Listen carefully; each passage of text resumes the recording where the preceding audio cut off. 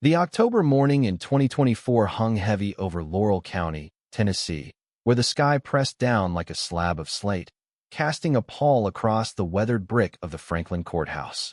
Inside, the air was stale, thick with the scent of old wood polish and bitter coffee, the fluorescent lights buzzing like trapped flies. The courtroom felt less like a place of justice and more like a tomb, where silence wasn't just expected, it was enforced. On that chilly Monday, 16-year-old Jaden Carter sat in an orange jumpsuit, cuffs biting his wrists, his lean frame steady despite the blood drying on his lip. Black, quiet. His eyes held a stillness that wasn't surrender but survival, a gaze that had learned to weather judgment before a word was spoken. The gallery creaked with whispers, a white man in a cheap suit muttering, "Probably trouble from the start," his wife nodding as if Jaden's fate was already carved in stone. Judge Henry Caldwell, 62, with a jowly face and glasses perched low, shuffled papers without a glance, his frown a permanent fixture. The bailiff called the case, and Caldwell grunted, "Proceed."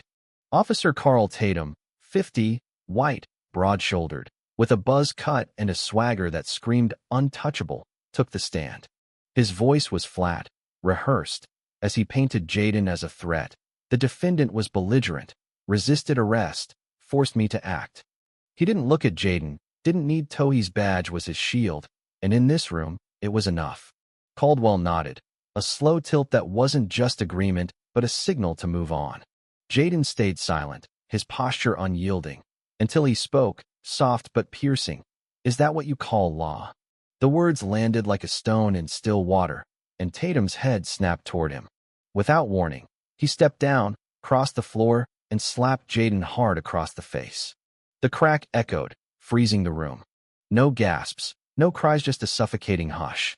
Jaden's head tilted slightly, but he didn't wince.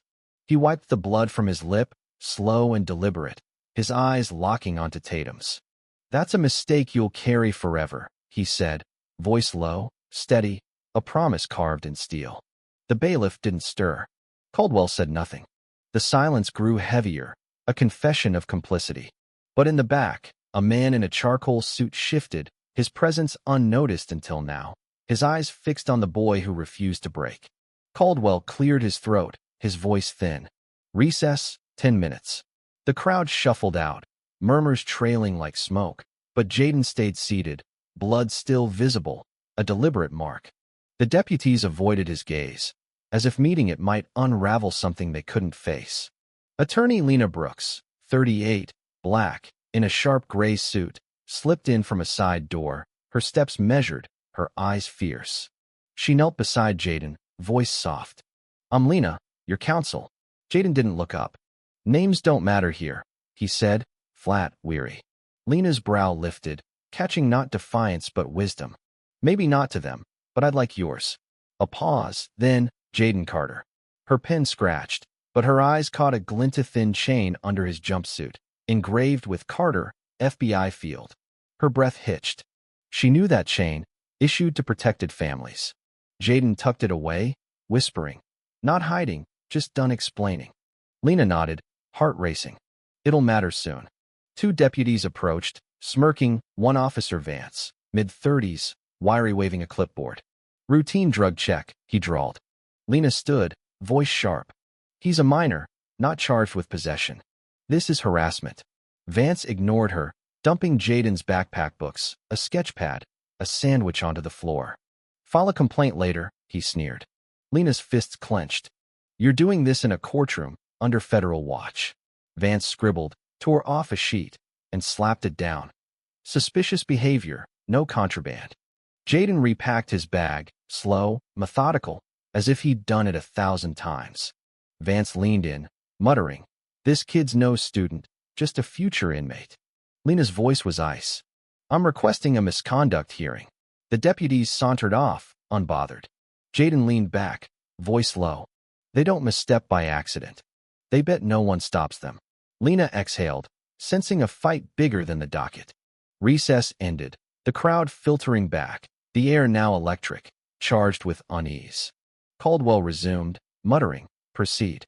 Lena rose, holding a USB like a weapon. "Your Honor, I have new evidence security footage from Darrow and Third, contradicting Officer Tatum's testimony. Caldwell's eyes narrowed. Authenticated. Third-party verified. Timestamped, Lena said. The clerk inserted the drive, and the screen flickered to life. Grainy but clear, it showed Jaden catching an elderly black man as Tatum shoved him. Jaden stood firm, arms raised to protect, not attack. The room stilled, jurors leaning forward, a woman in the gallery stifling a sob. Lena's voice cut through. This is truth, not assumption. My client protected a civilian. That's not Crimite's courage. Caldwell leaned back, wiping his glasses, voice cold. Unverified. Motion to dismiss denied. Tatum laughed, low and cruel. Always the same sob story, huh? Poor kid playing hero, till he's cuffed. He sneered at Jaden. Your truth don't matter, boy. It's about who tells the story. The word boy hung like poison. Lena's objection was cut off by Caldwell's, overruled. But Jaden spoke, voice steady, eyes on Caldwell. You've buried truth before, but I might be the last you try it with. The room didn't gasp, it listened. Jaden's silence now a mirror reflecting their shame. Phones lit up, recording, defying Caldwell's gavel. Then, from the back, a man stood, his dark suit blending into the shadows until he moved.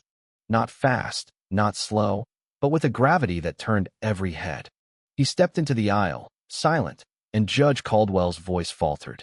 Sir, you're not permitted. The man raised a leather badge, gold glinting.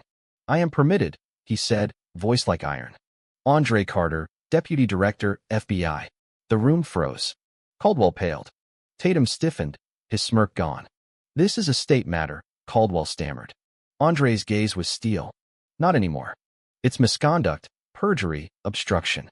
He faced Caldwell. I'm requesting a federal evidentiary hearing for prosecutorial bias, false testimony, and judicial failure. Lena produced a second USB. This footage, FBI authenticated, shows the full context. Tatum lunged forward, voice breaking. This is a farce. Andre's tone was lethal. You made it one when you struck a child. The screen replayed the footage, sharper now, undeniable. Tatum's shove, Jaden's shield, no aggression, just a boy standing tall. Andre opened a thick folder. 3 internal affairs complaints against Tatum, all dismissed under your watch, Judge. Caldwell's hands shook. Andre's voice rose. Officer Carl Tatum, you're under arrest for falsifying records, abuse of authority, and obstruction. Agents flanked Tatum, cuffs snapping shut as he raged. This ain't how it works. Andre stepped close. It is now. Flashbulbs erupted, phones captured every second. Jaden, still cuffed, turned, a faint smile breaking through the blood on his lip. Tatum's shouts faded as agents dragged him out, his defiance crumbling under the weight of exposure. Caldwell sat motionless, a relic of a rotting system, his gavel useless. Jaden stood, voice clear, facing Caldwell. You buried me with your silence. Every nod you gave to lies. Every time you let men like him turn justice into a game. I didn't scream because I knew truth doesn't need my voice, it finds its own. The gallery held its breath, eyes wet, hearts heavy. Andre placed a hand on Jaden's shoulder. Ready to go, son? Jaden nodded. Only with you. The cuffs fell away, and as they walked out, the crowd parted, not in fear but awe, clapping softly, a wave of respect rising.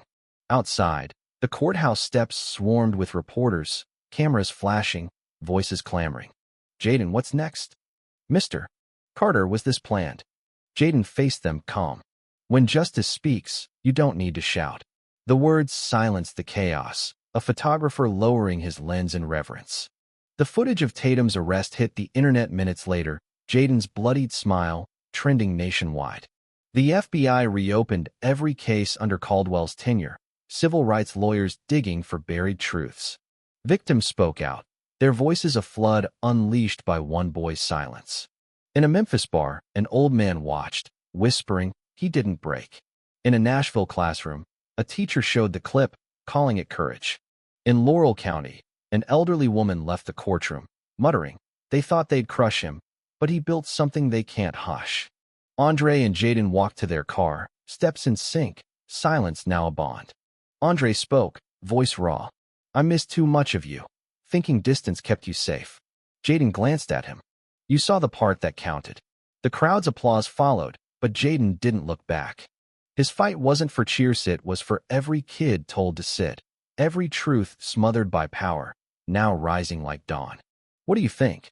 Was Andre's intervention justice or overreach? Should Jaden have spoken sooner, or was his silence his power? Can one boy's stand fix a broken system, or is it just a spark in the dark? Share your thoughts below, hit that like button, and subscribe for stories that make you question everything. /Zyartifact